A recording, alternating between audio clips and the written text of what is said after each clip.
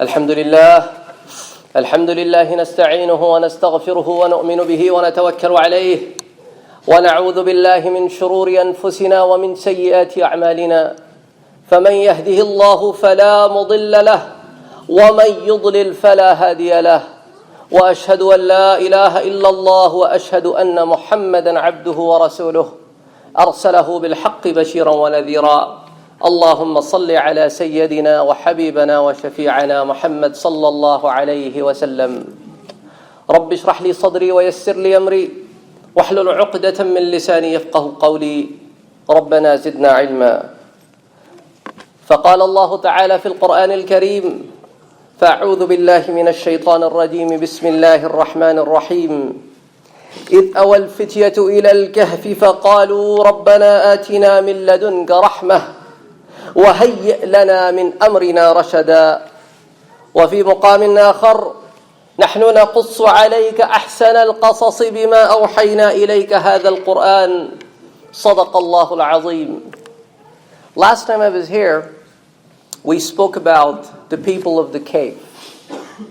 Now, let me give you some historical narrative on it before we move on with the same topic, but we're going to pick some other stories from the Quran that talks about the youth and its relationship and how Allah subhanahu wa ta'ala expresses in the Quran. Now, since the Quran doesn't talk about the time frame, and rarely does it talks about the time frame, so the historians, due to their research, have come to the conclusion that these people would have lived somewhere in time parallel to Isa alayhi salam, but they never came in contact. So, out of their own vision and wisdom, they thought and they realized that idol worshipping should be banned, should be shunned. There should be only one God that needs to be worshipped. How is it possible that multiple kings can't rule a single kingdom and multiple gods would run the business of the universe? It doesn't make sense. So they decided to leave their people, and they believed in oneness of God. And they take refuge in a cave. There's a whole story. This is being described in the Quran. There's a chapter called Al-Kahf, the cave in the Quran. This is so important that Allah subhanahu wa ta'ala called one of the surahs after this story. And the story is very long. In another khutbah, probably it was the second khutbah, I basically gave the whole khutbah on the story of the people of the cave, but this is not the time. We only are emphasizing on certain pieces. But just to give you a historical context, that they slept for 300 years. When they woke up, the entire kingdom accepted Christianity. So they woke up in the time when the idol worshippers were now believing in the God that they were talking about. So Allah subhanahu wa ta'ala protected them. And when they were in the cave, these were youth, these were young people, they were the thinking bodies of the society. However, one of the common mistakes the youth makes, because they're full of zeal and energy and thought process, they yet need to be directed. Their direction must be in accordance with the Quran and the Sunnah. And nobody at any point in time, doesn't matter how great you are, should think that I am the greatest. Should always feel that Allah subhanahu wa ta'ala is above me. And should always ask for the guidance. And that's exactly what these people said. رَبَّنَا آتِنَا مِن لَدُنْكَ رَحْمَةً. Oh Allah subhanahu wa ta'ala, we ask you for the mercy. We ask you for the guidance. And please show us the right path. And Allah subhanahu wa ta'ala did show them the right path. But getting on the right path is one deal. Being steadfast on it is another deal. The first day of the school is very exciting. The first day of the college is very exciting. But around midterm, you don't really see that excitement because it's now time for test. And only those people succeed through those 4 years of schooling, higher education, or the entire rigor of the elementary, middle, and high school. Those who are focused, steadfast, and who have their looks at their goals. Goals are extremely important. So we need to set our goals, and we need to live up to those goals. But whatever we set for ourselves must be in accordance with Quran and the Sunnah. So Allah subhanahu wa ta'ala says that yes, I protected them.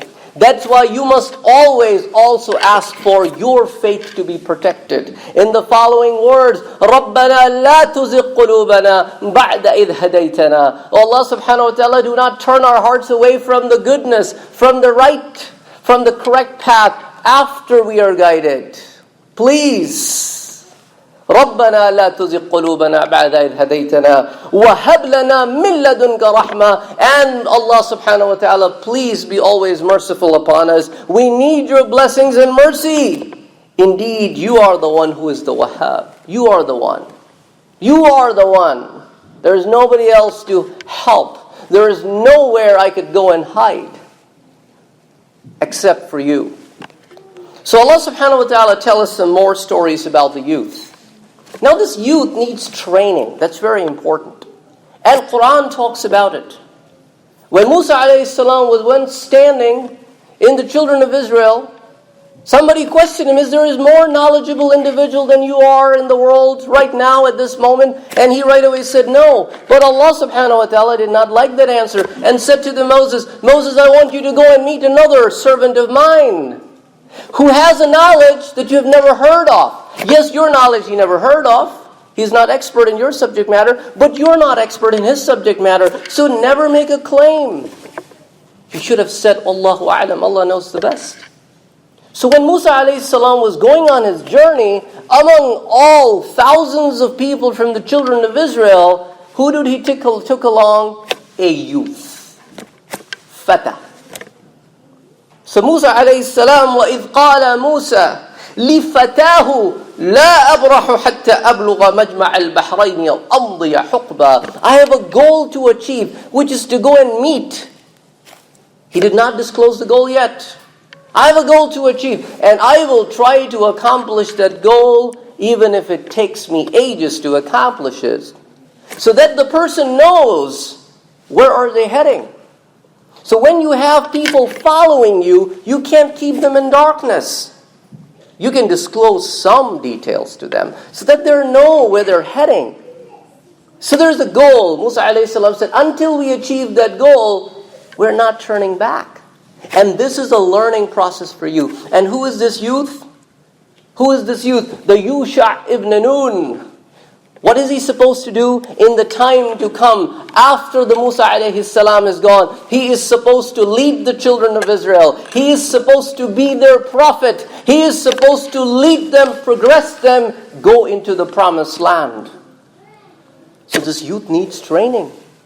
And who else can train him but the Musa alayhi salam, one of the greatest prophets the children of Israel ever witnessed, who was given the book, who was given the jurisprudence. So he said, you've got to come along. This is a learning journey for you. So do we take our youths with us? Or do we leave them behind?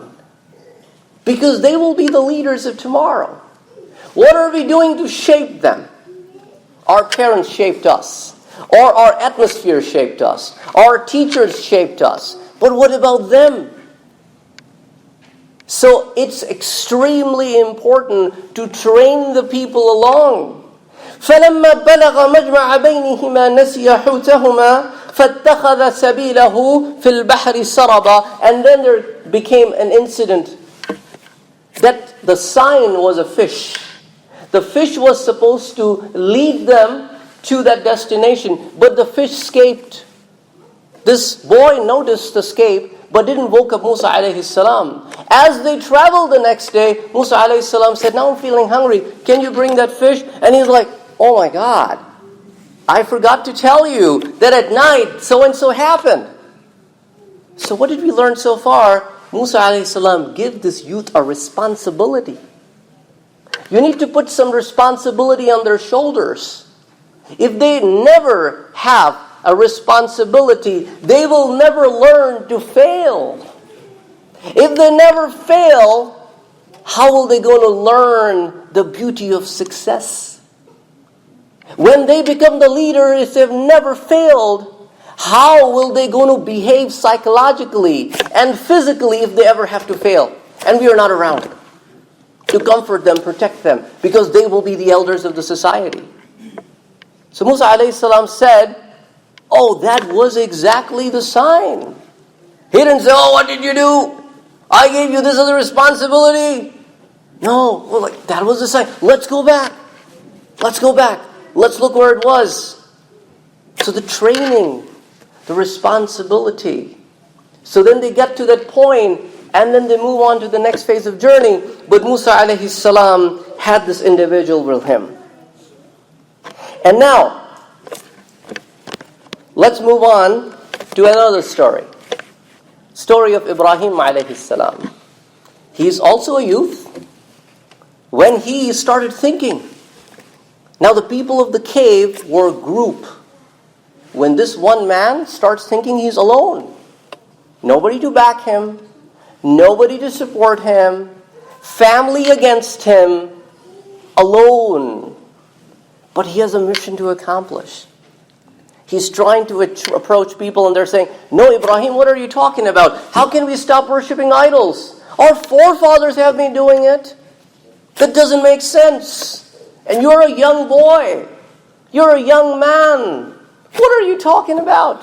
And he's like, okay, I've been trying to talk to them, but it doesn't help. So let me do something that they will now think. Let me make them think, because they're not thinking so far. They're rejecting me. So he made a plan. He planned to destroy their idols except for the largest of them all and put the axe on his shoulder. So now when they return, they're like, what happened here? What happened here? They're clearly looking what happened. They look at the axe in the hand of the largest one and all these small ones are destroyed. And now they're wondering what's going on here. Now here are two things to think about. Number one, Ibrahim alayhi salam made an attempt to make them think. And where do we go wrong? We try to replicate Ibrahim alayhi salam in the same story. That's not the point. You don't have to replicate what Ibrahim did. You have to replicate the thought process. You don't have to go out there and break somebody's idols and now make them think. No, you have to find different ways of approaching individuals. That was his way. But he gave us a message that you got to make people think. And you got to think yourself first. You got to think. So then what did happen? قالوا من فعل هذا بآلهتنا. Who did this hideous act to our gods? إنه لمن الظالمين. The person who did this to our gods is a wrongdoer. Who is the wrongdoer? The person who's calling them towards Allah subhanahu wa ta'ala. This is the thought process of the people. And we in these times get worried. Why don't these people understand? Well, they never understood. They gave hard times to everybody. They gave hard times to the prophets. They never accepted even the best of them best. Muhammad sallallahu alayhi wasallam. Abu Jahl knew Arabic. He was the leader of his tribe. Yet he decided to say, no, I'm not going to accept this prophet. Because how can I let this happen that this tribe of Quraysh get the honor of having the prophet, the Banu Hashim and Banu Makhzum is deprived of it? That's how he's thinking. He understood the message. It was the ego that killed him. And that ego is around. Because we are humans. We react the same way. So then what did they say? قَالُوا سَمِعْنَا فَتًى. They said, oh, we have heard a young man. يذكرهم يقال له إبراهيم. Everybody called him by the name of Abraham. Let's move on to another story from the Abraham's life. Abraham grew up and became a father. Now he had a very horrible father. That when he approached his father with a message, the father said, I'll stone you to death, get out of my sight. So he said, I'm not going to be that father. I'm going to be the good father. So what kind of father I am? When Ismail grew up, فَلَمَّا بَلَغَ مَعَهُ السَّعْيَ. When Ismail could help his dad around, he was wise enough. He could understand. He knew that the person in front of me is the prophet of God, is the messenger of God. So now he's communicating with his son. Even though he has a very clear revelation, he said, Ya bunayya, oh my son, inni ara fil manami anni adbahuk. I see in my dream that I'm sacrificing you in the name of Lord, Allah subhanahu wa ta'ala. And the dreams of the prophets are the form of a wahy, a revelation. He knows it, he clearly understands, but he is discussing it with his son. Because his son needs to be on the same page as he is before he executes the plan. So he asked his son, فَانظُرْ مَاذَا تَرَى? What do you think? You're a thinking body. What do you think? And the son says, because he knows his dad is a prophet, يَا أَبَتِي افعل ما تؤمر. Do whatever you have been ordered. Because this is a divine revelation we're talking about. We're not talking about a common everyday man. So he says, سَتَجِدُنِي إِنْ شَاءَ اللَّهُ مِنَ الصَّابِرِينَ. You're going to find me among those people who are steadfast. So that's another example. You got to train them and you got to communicate with them. Yet there are times when these youth go out of hands. They start thinking out of their own mind. They don't consult anybody.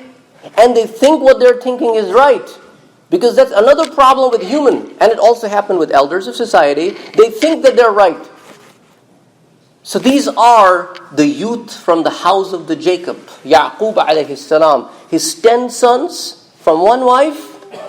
They're feeling hatred against the other 2 sons from the other wife. Who are little kids. Who are boys. Young boys. And now they're questioning their father. Who is the prophet of God? That why is it that this particular dad of ours, is loving those 2 more than us? And we are 10. نحن عصبة. إن أبانا لفي ضلال مبين. Clearly, he has lost his way. Who are they talking about like this? About a dad, first of all, and the dad who is the prophet. He said, what should we do? One of them said, اقتلوا Yusuf, kill Yusuf. اطرحوا, and then throw him, move him outside of the sight of your dad. And after that, we're going to be all righteous. And one of them said, no. قال قائل منهم لا تقتلوا Yusuf. No, don't kill Yusuf. Rather, we're going to throw him in an empty well and we'll sell him like a slave. Who are they talking about? Their own father. Who? The youth of the house. Planning against their own brother. Putting in the time to come their own dad and their own brother through extreme sacrifice. And now they come to their dad with a plan. Why don't you trust us? مَا لَكَ لَا تَأْمَنَّ عَلَى يُوسُف. Why don't you trust us? We are his well-wishers. أَرْسِلْهُ مَعَنَا. Please send him with us. We'll take care of him. Tomorrow we're going out on a picnic. We'll have fun. Don't send Binyamin, is too young. Send Yusuf. And then his dad somehow sends him over. And as soon as they go out of the sight of his dad, they started hitting him, torturing him, throw him in the well, sell him out. And then they came back to their dad with another false story. Because see, when the foundation is on evil, to protect it you got to do more evil. So the foundation has to be correct. And then it's like, oh yeah, Abana, oh our dad. And they came at the night time so that nobody can see their tears. Because back then we did not have lights. It used to be dark and dark. Oh yeah, Abana, we were just busy running around. We left Yusuf to take care of our belonging and a wolf came and ate Joseph. We're so sorry we lost him. And as a proof, we bring you this shirt of Joseph. And they put the false blood on it. Some animal's blood on it. Damin kadhib. Lie after lie after lie. Who are they lying to? The Prophet of God. Who has the revelation, direct connection with Allah subhanahu wa ta'ala. This basically happens when people lose their minds. So Allah subhanahu wa ta'ala is telling all of these stories. Why? To help us guide. To guide us so that we are focused. We know the placeholder. We know the progression. Now this does happen. Sometimes youth becomes rebellious and say, oh, what do they know? Just because you know iPhone, that doesn't mean they don't know anything. Just know because you know how to work with computers, you don't think that they don't know anything. They are the pool of wisdom. They're the pool of wrong actions and their results and right actions and their results. You consult them. And this is bad from the elders of society that they want to force their decisions on the next generation. There has a difference between forcing and communicating. They're 2 different things. You communicate so that you understand each other. And then forcing means you are basically asking the other individual, stop thinking, think from my brain, which is 60 years old, or 40 years old, or a generation old. So communication and training go side by side. And if we lay that foundation, then in the times to come, it will only improve. It will only improve. It will make the generations connect, because now they know to communicate. Talking and communicating are totally different things. And Allah subhanahu wa ta'ala protects those who go back to Him and say, Allah, please protect me, like He protected Yusuf in all the tests that came in the life of the Yusuf alayhi salam. أقول قولي هذا وأستغفر الله لي ولكم ولسائر المسلمين فاستغفروه إنه هو الغفور الرحيم.